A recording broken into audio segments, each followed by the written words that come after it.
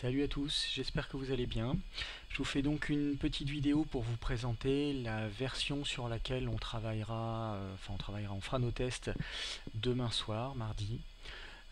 Cette nouvelle version contient énormément de petites corrections. J'avais beaucoup de bugs parce que j'ai développé très rapidement. Donc j'ai corrigé quelques bugs, j'ai modifié quelques petits mécanismes, je rentrerai sans doute pas dans ces détails. Il y a un nouveau gros mécanisme qui est en place qui est l'initiative, la gestion du tour, donc je vais vous faire voir dans 30 secondes. Et puis également deux grosses nouveautés. D'abord, il y a énormément de nouveaux contenus. J'ai à peu près tous les monstres qui étaient dans la V1, plus d'autres qui sont encore arrivés entre temps. Donc là, j'ai deux plateaux pleins. Et puis, autre nouveauté que je vous présenterai rapidement, j'ai des nouveaux paysages. Voilà, on va commencer avec l'initiative. Donc j'ai fait une petite scénette sur la map d'accueil. Donc vous voyez qu'on a une armée d'humains avec des gros boucliers et puis en phase 2, un phénix, un minotaure, une gorgone et un dragonide. Donc au niveau de l'interface, comment ça va se présenter? Tout va se passer sur l'onglet des feuilles de personnages. J'ai préparé ici les feuilles de perso, alors elles sont toutes absolument identiques, hein, je les ai simplement copiées, j'ai pas fait des vraies feuilles de perso, mais j'ai simplement fait des clones de feuilles de personnages auxquels j'ai rattaché chacun des monstres. Donc vous voyez que les humains, je peux les sélectionner tous en cliquant sur la feuille de perso qui leur est associée. L'homme dragon ici pareil, je peux le sélectionner en cliquant sur sa feuille. Alors j'en profite pour vous présenter également une petite modification que j'ai rajoutée à la feuille. Elle affiche désormais, vous voyez ici, le nombre de pions qui lui sont associés. Donc là, typiquement, si je sélectionne ces 5 humains-là, je décide de les retirer de la feuille, il en reste plus que 3. Et désormais, si je sélectionne la feuille, vous voyez qu'il n'y a que les 3 ici qui sont cerclés de blanc et donc qui sont voilà, sélectionnés. Donc on va rajouter tous les humains à la feuille des humains, la feuille de perso des humains.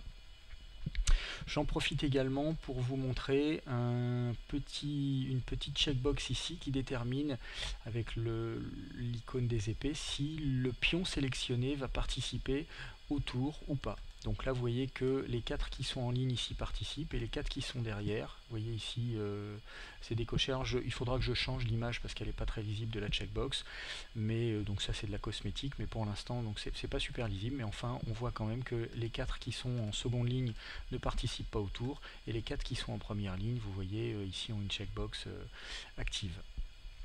Voilà, ensuite au niveau des monstres, on peut sélectionner le minotaure. Donc à chaque fois qu'on veut sélectionner le pion qui est associé ou les pions qui sont associés, on clique sur le bouton ici, vous voyez que le minotaure a été associé. Voilà, donc pour chaque pion qui va participer au tour, on va pouvoir tirer une initiative. Donc là je vais le faire rapidement pour les humains. Donc je vais sélectionner les pions un par un pour leur tirer chacun leur tour une initiative. Et on va voir les inits qui vont arriver sur le journal comme vous vous souvenez.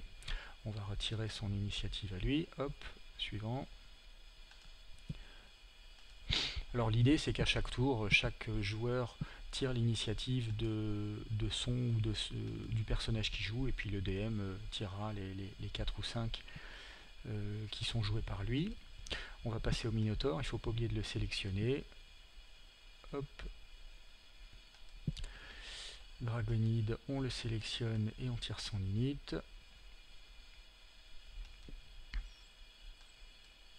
Donc là c'est un peu fastidieux parce que je suis tout seul, mais quand on jouera à 4 ou 5, chacun fait son perso instantanément.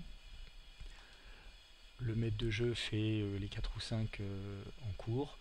Et voilà, donc une fois qu'on a tiré toutes les initiatives, il y a un nouveau bouton qui est arrivé ici, qui affiche le plateau avec tous les pions qui participent au tour, classés par ordre d'initiative. Donc vous voyez qu'ici, on a deux égalités. Un être humain, c'est à 6. Voilà, donc le tour commence ici à 6. Un deuxième humain qui est à 11. Le Minotaure, toujours à 11. Ils ont tous fait les mêmes chiffres. Ah oui, on a tous du 11. On va reprendre la Gorgone. On va la sélectionner. On va tirer autre chose.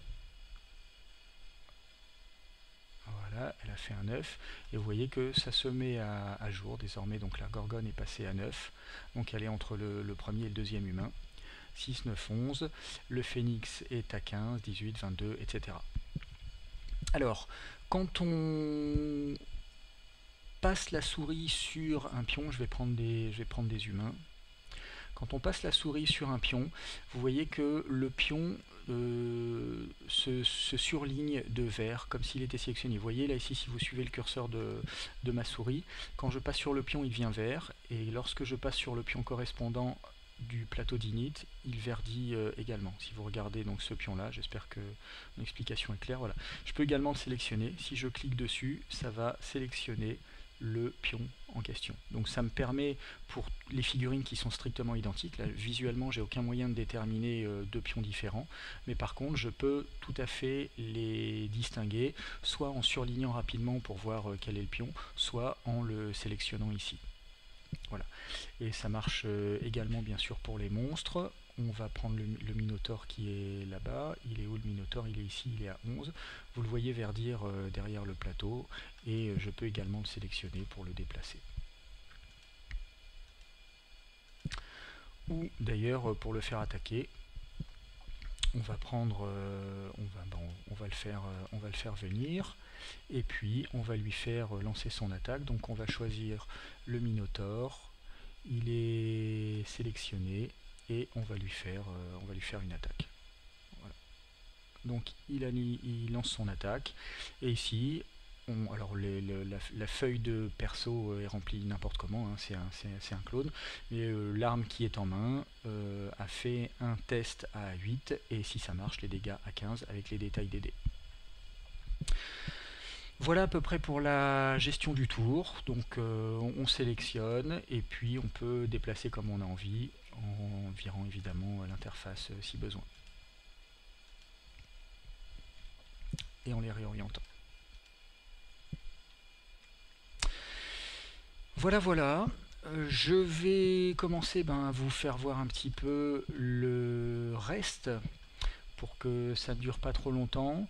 Je crois que rien n'a changé au niveau des dés.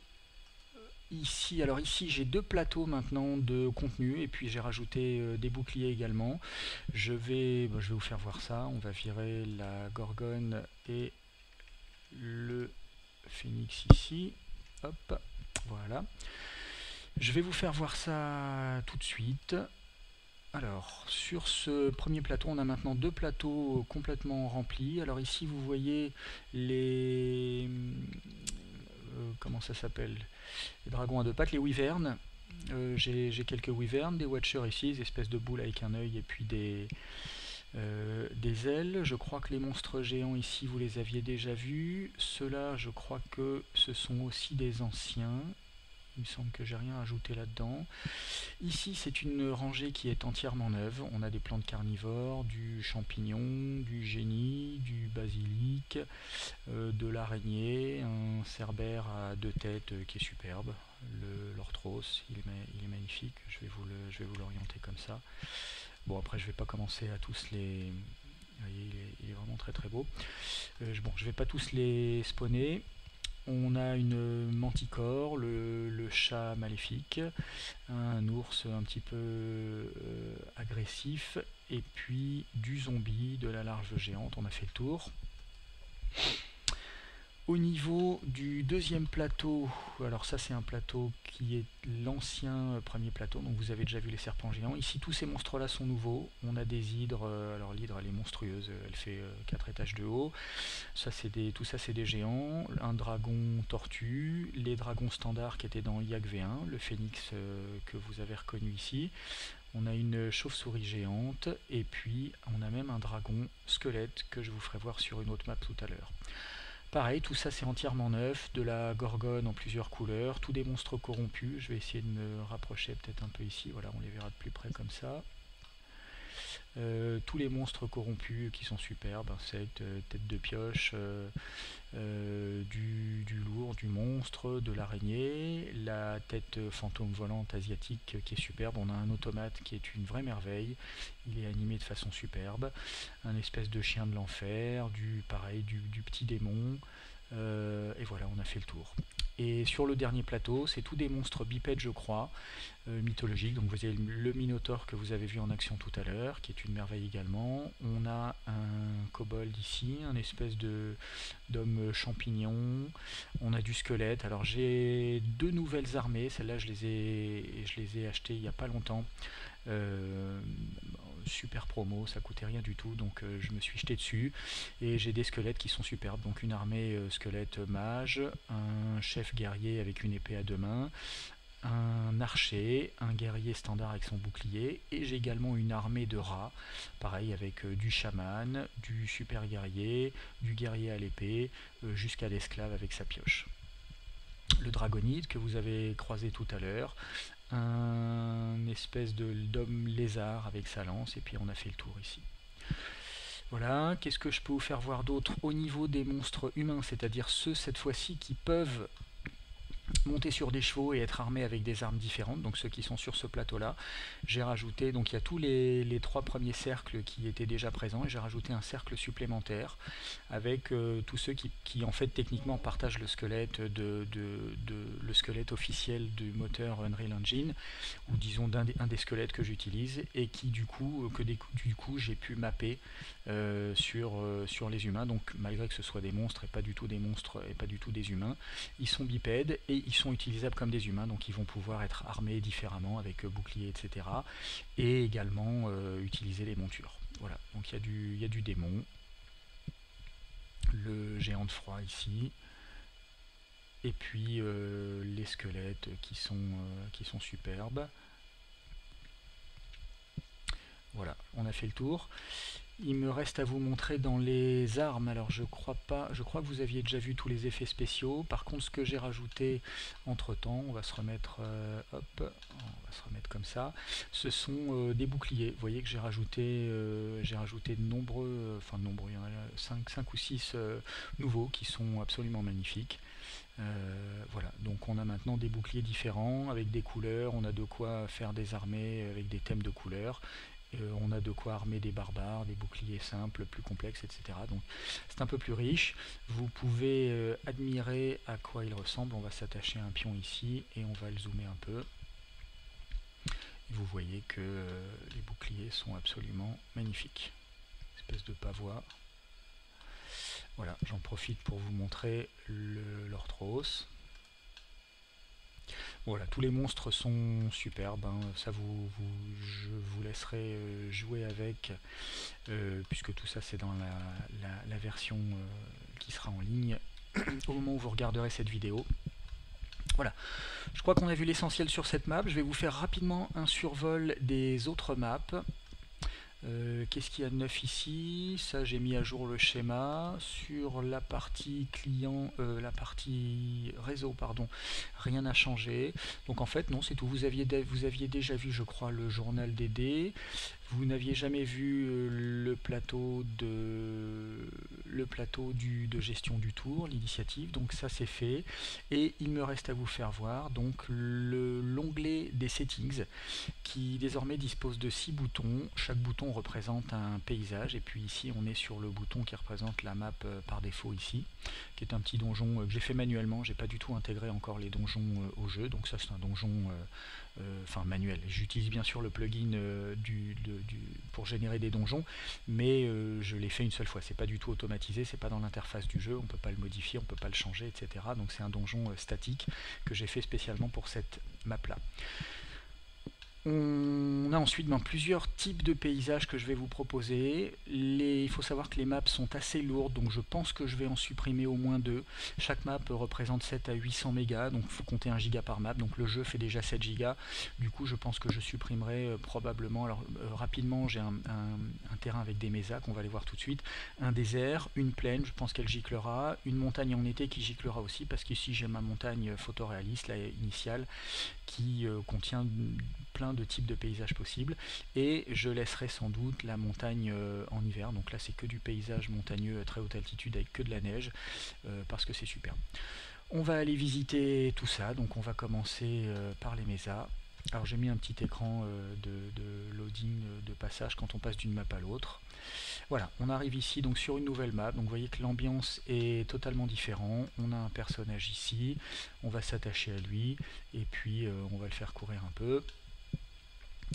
Hop, pour que vous ayez quand même une idée, allez, cours Forest, de l'échelle de la map. Donc vous voyez que c'est strictement monstrueux. Et on a notre petit Forest qui court.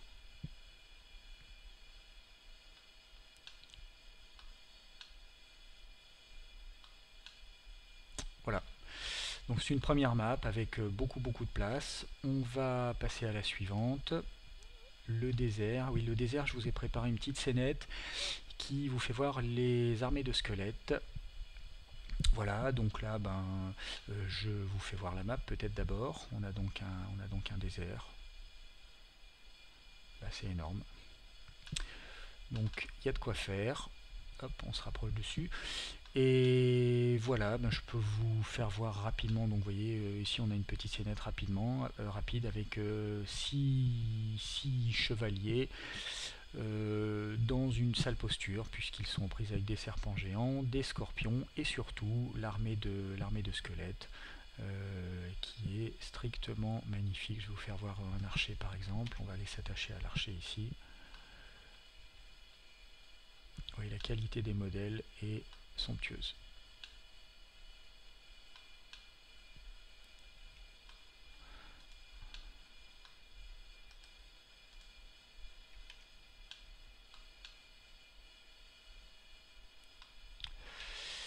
Voilà, les magots. Ah, évidemment, le soleil dans les palmiers, avec les effets de lumière du moteur de jeu. Voilà, donc de quoi faire de la petite scénette. On passe à la suite. Dans la plaine, je sais plus ce que j'avais mis. J'ai fait ça tout à l'heure. C'est dans celle-là que j'avais mis la maison, je crois. Oui, voilà. Bon, pareil, hein, les maps sont toutes monstrueuses, je vous avais compris. On a une place phénoménale. J'ai rajouté une petite surface d'eau ici. Je ne sais pas si cette map restera. Fondamentalement, c'est de la verdure essentiellement plate, donc c'est de la plaine. Mais comme j'ai une montagne qui présente un petit peu de plaine, ah bah tiens, j'avais déjà mis des squelettes ici, qui présente un peu de plaine, elle n'est pas absolument essentielle, et comme ça bouffe plein de place, elle sortira peut-être. Je sais plus ce que j'avais mis sur la montagne en été. C'est l'armée de rats. L'armée de rats, donc pareil, hein, toujours. Donc cette fois-ci c'est de la montagne, vous avez encore à nouveau une belle plaine, et puis au fond des plaines, vous avez du récif un peu montagneux comme ça. Voilà. Voilà. Donc l'idée c'est toujours la même, hein. On passe d'une map à l'autre rapidement. Alors j'en profite, oui, j'ai oublié de vous dire ça, vous avez vu que les maps arrivent préchargées.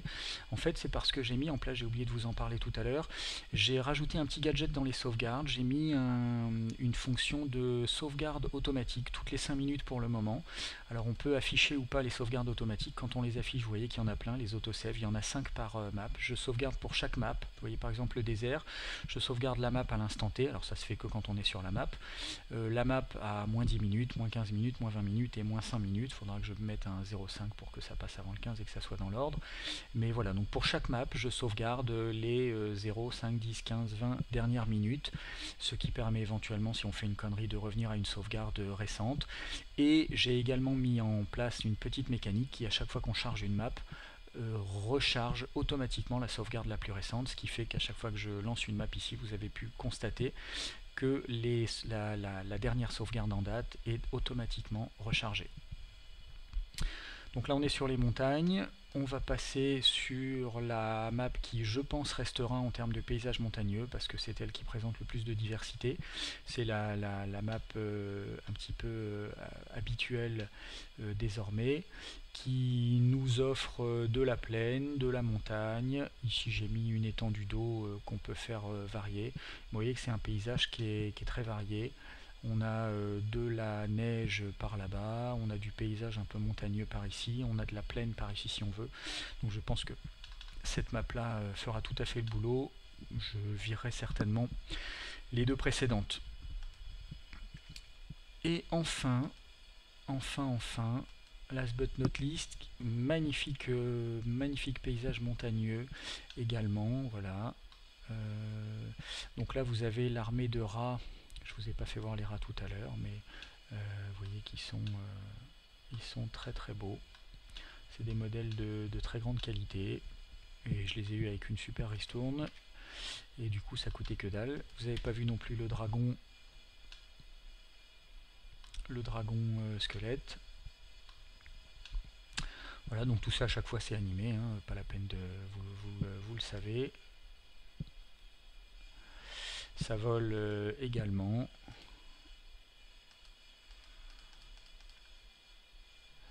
Voilà, on va se détacher de lui et on va l'envoyer.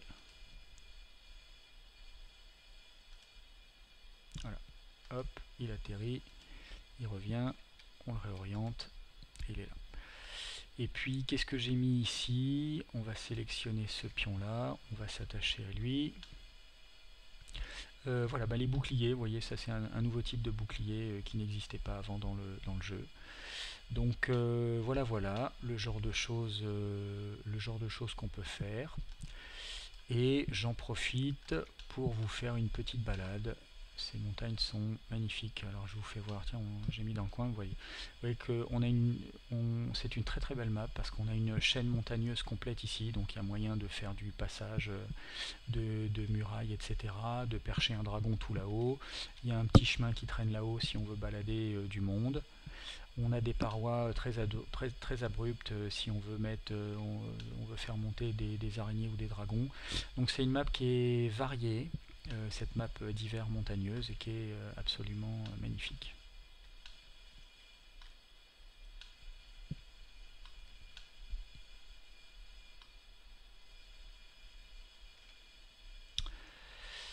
Voilà, on a fait le tour. Je vais vous ramener sur la map initiale. Vous voyez, les personnages sont restés là où on les avait laissés à cause des sauvegardes automatiques. Et on va les réorienter ici en direction de leurs ennemis. Voilà. Et bien, tiens, d'ailleurs j'ai oublié de repasser à chaque map en grand écran, donc on est resté en 720, c'est pas grave, je vais pas refaire la vidéo. Mais bon voilà, tout ça ça sera en ligne au moment où je vous posterai la vidéo. La démo que je vous ai faite là, c'est avec la version que je vais mettre en ligne, qui a déjà été packagée et installée officiellement, donc normalement ça fonctionne assez bien. Le réseau fonctionne également pas trop mal, mais j'ai hâte qu'on le teste, parce que moi les tests que je peux faire sont un peu limités, donc on verra demain si c'est stable en termes de passage d'une map à l'autre, d'initiative, machin, si tout s'affiche bien, si on n'a pas de crash, etc. Voilà, et ben merci d'avoir regardé cette vidéo jusqu'au bout. On se retrouve donc demain soir en ligne, et merci à tous, ciao.